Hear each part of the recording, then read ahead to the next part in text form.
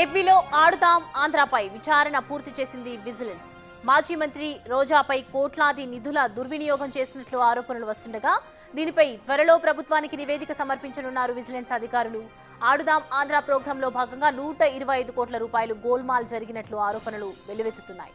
ఈ క్రమంలో విజిలెన్స్ ఇచ్చే నివేదికపై ఉత్కంఠ నెలకొంది.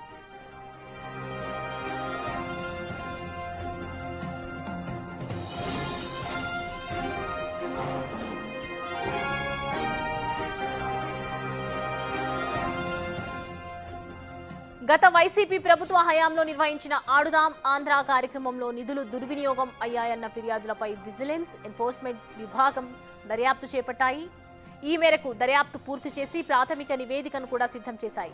డీజీహెచ్ పరిశీలన తర్వాత ప్రభుత్వానికి సమగ్ర నివేదిక అందజేయనుంది విజిలెన్స్. ఢిల్లీ, ఉత్తరప్రదేశ్, బెంగళూరు ప్రాంతాలకు చెందిన 6 సంస్థల నుంచి క్రీడా పరికరాలు కొనుగోలు చేసినట్లు గుర్తించారు. క్రీడా పరికరాల కొనుగోలు నుంచి క్రీడాకారులకు పంపిణీ, పోటీల నిర్వహణ నుంచి విజేతలకు నగదు బహుమతుల కేటాయింపు వరకు అన్ని కోణాల్లోనూ విజిలెన్స్ విచారణ చేసింది. పలు జిల్లాల్లో నిధులు దుర్వినియోగమైనట్లు కూడా గుర్తించారు విజిలెన్స్ అధికారులు.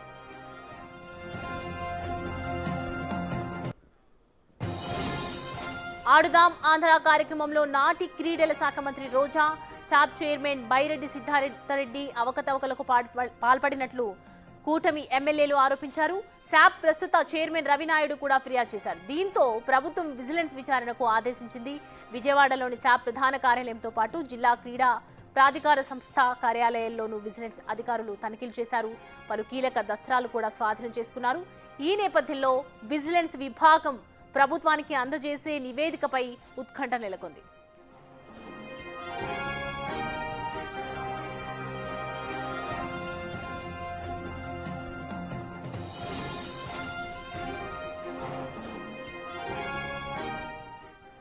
ప్రత్యేకించి 37.50 కోట్లతో క్రీడా పరికరాల కొనుగోలులో కమిషన్ల వ్యవహారం నడిచినట్లు ఫిర్యాదులు వచ్చాయి. విశాఖలో నిర్వహించిన ఆడుదాం ఆంధ్ర ముగింపు కార్యక్రమం కోసం 2.70 కోట్లకు పైగా ఖర్చు చేసినట్లు అనుమానాలు ఉన్నాయి. టీడ్కో ఇళ్లలో క్రీడాకారులకు వసతి కల్పించినందుకు 45 లక్షలకు పైగా వెచ్చించినట్లు చూపించారు. భోజనాలకు 65.51 లక్షలు ఖర్చు చూపించగా సరైన భోజన సదుపాయం కల్పించలేదని అప్పట్లో క్రీడాకారులు ఆందోళనకు కూడా దిగారు. అయితే ముగింపు ఉత్సవాల్లో పాల్గొన్న వీఐపీల కోసం 30 లక్షలు, మైదానాల్లో ఏర్పాట్లు, ఫోటో, వీడియోగ్రఫీకి 36 లక్షలు ఖర్చు చేసినట్లు చూపించి నిధుల దుర్వినియోగానికి పాల్పడినట్లు నివేదికలో పేర్కొన్నట్లు సమాచారం.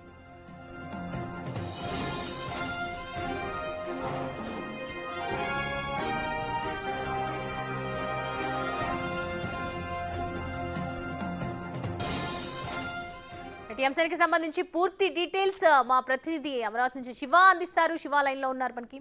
శివ, చూస్తున్నాం క్రీడా విషయంలో ఆడుదాం ఆంధ్ర ప్రోగ్రాంకి సంబంధించినటువంటి విషయంలో చూస్తూ ఉంటే అనేక రకాల్లో కూడా అవకతవకలు జరిగినట్లు కనిపిస్తూ ఉన్నాయి. సో సమగ్ర నివేదికలో పూర్తి వివరాలు వెల్లడించే అవకాశాలు ఉన్నాయా? 6 సంస్థల నుంచి ఎలాంటి నివేదికను సమర్పించారు? రైట్ సౌమ్య, మొత్తం మీద చూసుకుంటే గత ప్రభుత్వం నిర్వహించిన ఆడుదాం ఆంధ్ర కార్యక్రమంలో 119 కోట్ల రూపాయలకు సంబంధించి కూడా నిధులు కేటాయింపు అక్రమాలు జరిగినట్లు ప్రభుత్వం గుర్తించింది. ఈ అంశానికి సంబంధించి కూడా అప్పట్లో శాసనసభలో ఈ అంశానికి సంబంధించి ప్రత్యేక చర్చ పెట్టారు. దీనిపై విజిలెన్స్ ఎంక్వైరీకి ఆదేశిస్తూ మంత్రి రాంప్రసాద్ రెడ్డి అసెంబ్లీలో ప్రకటన చేశారు. అలాగే ప్రస్తుత శాప్ చైర్మన్ రవినాయుడు సైతం కూడా ఈ అంశానికి సంబంధించి సమగ్రమైన విచారణ చేయాలని చెప్పి ప్రభుత్వానికి ఫిర్యాదు చేశారు. అయితే దీనిపై విజిలెన్స్ అండ్ మానిటరింగ్ కమిటీ పూర్తి స్థాయిలో విచారణ చేసింది. శాప్ కార్యాలయం అలాగే అన్ని జిల్లాల క్రీడా మైదానాలు, క్రీడా కాంప్లెక్స్లు, క్రీడా కార్యాలయాల్లో తనిఖీలు, సోదాలు నిర్వహించిన పరిస్థితి కనిపిస్తోంది. విశాఖపట్నం నిర్వహించిన ఆడుదాం ఆంధ్ర కార్యక్రమంలో అక్రమం జరిగినట్లు, అలాగే విధులకు సంబంధించి విద్యార్థులకు సంబంధించి కానీ, పోటీలో వచ్చిన వారికి కానీ, ఆహ్వానితులకు సంబంధించి కానీ భోజనాల ఏర్పాట్లకు 45 లక్షలు ఖర్చు పెట్టినట్టు చెప్పారు. సరైన భోజనం పెట్టలేదని చెప్పి కూడా ఆరోపణలు వచ్చాయి. అలాగే క్రికెట్ కిట్లకు సంబంధించి కూడా కోట్ల రూపాయల నిధులు దుర్వినియోగం చేశారు. అవి సక్రమంగా లేవు అని చెప్పి మరొక నిగ్గు తేల్చిన పరిస్థితి కనిపిస్తోంది. అలాగే ఫోటో సెషన్స్ కోసం, విఐపి కోసం, క్రీడా మైదానం కోసం కూడా కోట్ల రూపాయలు వెచ్చించారు. ఒక్కోదానికి 35 లక్షలు, మరోదానికి 36 లక్షలు, మరికొన్నిటికి 40, ఇట్లా రకరకాలుగా నిధులు కేటాయించి ఇష్టానుసారంగా చెల్లింపులు చేపట్టారు.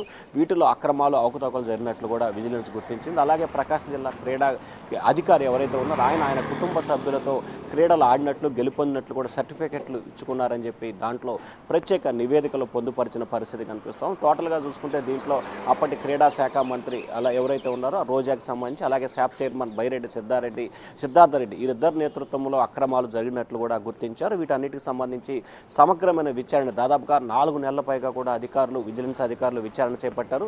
సమగ్రమైన విచారణ చేపట్టిన తర్వాత ఈ అంశానికి సంబంధించి కూడా ఇవాళ కానీ రేపు కానీ ఏపీ డీజీపీకి విజిలెన్స్ అండ్ మానిటరింగ్ కమిటీ నివేదిక ఇస్తుంది.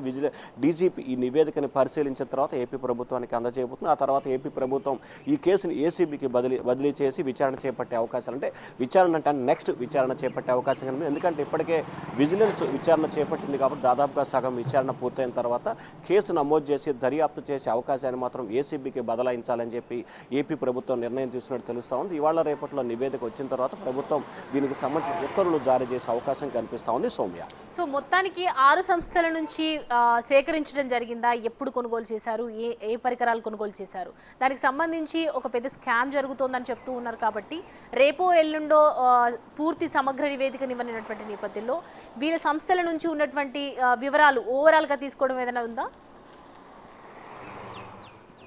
ఇప్పటికే ఏదైతే vigilance and monitoring committee Tirupati, Visakhapatnam, Delhi, Uttar Pradesh, Bombay, Maharashtra కొన్ని ప్రాంతాలకు సంబంధించి క్రీడా పరికరాలు కొనుగోలు చేయటం, క్రీడలకు సంబంధించి లావాదేవీలు కొనసాగించినట్లు కూడా గుర్తించారు. సో ఆయా సంస్థల నుంచి అంటే మొత్తం దాదాపుగా మీరు చెప్పినట్లు కూడా 6 సంస్థల నుంచి కూడా లావాదేవీలు కొనసాగించినట్లు విజిలెన్స్ అండ్ మానిటరింగ్ అధికారులు గుర్తించారు. వారికి సంబంధించిన ఒరిజినల్ బిల్స్ను కూడా సేకరించినట్టు తెలుస్తూ ఉంది. ఒరిజినల్ బిల్స్ అలాగే అధికారులు ఏదైతే ఆడుదాం ఆంధ్రాకి సంబంధించి అయిన ఖర్చులకు సంబంధించి అధికారులు సబ్మిట్ చేసిన బిల్లులకు సంబంధించి భారీ స్థాయిలో వ్యత్యాసం ఉన్నట్లు కూడా గుర్తించారు. భోజనాలకు సంబంధించి కావచ్చు, క్రికెట్ కిట్కి సంబంధించి కావచ్చు, అలాగే క్రీడా సామాగ్రి విషయానికి సంబంధించి కావచ్చు, ఫోటోగ్రాఫర్ కేటాయించిన విషయాలు కావచ్చు, అలాగే క్రీడా మైదానం రిపేర్కి సంబంధించి కాంట్రాక్ట్ చెల్లించిన నగదులు కావచ్చు, ఇట్లా మొత్తం ఓవరాల్గా దాదాపుగా 6 విభాగాల నుంచి కూడా పూర్తి స్థాయిలో వివరాలు బిల్లును సేకరించారు విజిలెన్స్ అధికారులు. దీనికి సంబంధించి వాటిని దీంట్లో జత చేసి దాదాపుగా 200 పేజీల పైగా నివేదికను తయారు చేసినట్టు తెలుస్తాం. ఈ నివేదికని డీజీపీకి ఇవాళ రేపట్లో అందజేయబోతున్నట్టు కూడా తెలుస్తాం. సౌమ్య, అయితే శివ ఏం చెప్తున్నారు ఇప్పుడు? రోజా క్రీడా శాఖకి సంబంధించినటువంటి మంత్రి కాబట్టి దీనికి సంబంధించి ఏదైనా రెస్పాండ్ అవుతున్నారా? ఇప్పటికే ఈ అంశానికి సంబంధించి గత 3-4 నెలల కాలంగా అసెంబ్లీలో చర్చ కొనసాగటం, అలాగే బయట శాప్ చైర్మన్ రవినాయుడు కావచ్చు, అలాగే మంత్రి రాంప్రసాద్ రెడ్డి కావచ్చు, కొంతమంది తెలుగుదేశం పార్టీ నేతలకు సంబంధించి కావచ్చు, అనేక సందర్భాల్లో ఈ అంశానికి సంబంధించి మాట్లాడిన సమయంలో రోజా అనేక సందర్భాల్లో కూడా మీడియా సమావేశాలు నిర్వహించి మాట్లాడింది. ఆమె తాను ఎక్కడా కూడా తప్పు చేయలేదు, దమ్ముంటే విచారణ చేసుకోండి అని చెప్పి కూడా ఆమె శబదాలు కూడా చేసిన పరిస్థితి కనిపించింది. సో ఈ అంశానికి సంబంధించి తాను ఎక్కడ ఎటువంటి తప్పు చేయలేదు అని చెప్పి కూడా ఆమె చెప్తున్న పరిస్థితి కనిపిస్తూ ఉంది. కావాలంటే అరెస్ట్ చేసుకోండి, దమ్ముంటే ఏదైనా చేసుకోండి అని చెప్పి ఆమె ఛాలెంజ్ విసిరిన పరిస్థితి కూడా గతంలో చూసాం. మరి విజిలెన్స్ నివేదికని ప్రభుత్వానికి ఇవాళ రేపట్లో చేరుతున్న నేపథ్యంలో రోజా ఏ రకంగా స్పందించబోతున్నారు, రోజా దీనికి సంబంధించి ఏ రకంగా వ్యవహరించబోతున్నారు అనే దానికి సంబంధించి కూడా హాట్ టాపిక్గా మారింది. మరొక వైపు రోజా ఇప్పటికే అరెస్ట్ చేస్తే చేసుకోండి అని చెప్పి కూడా ఆమె ఛాలెంజ్ చేస్తున్న నేపథ్యంలో ప్రభుత్వం మహిళలను అరెస్ట్ చేయకూడదని చెప్పి ఒక పాలసీ పెట్టుకుంది. సో మరి రోజా వ్యవహారంలో ఏపీ ప్రభుత్వం చట్ట ప్రకారం వ్యవహరిస్తుందా, లేకపోతే మహిళ అనే దానికి సంబంధించి మినహాయింపిస్తుందా అనే దానికి సంబంధించి కూడా 2-3 రోజుల్లోనే క్లారిటీ వచ్చే అవకాశం కనిపిస్తూ ఉంది. మరొక వైపు ఈ అంశానికి సంబంధించి కూడా రోజా ఇవాళ రేపట్లో స్పందించే అవకాశం కనిపిస్తూ ఉంది. Soumya, right Shiva, thanks for the updates.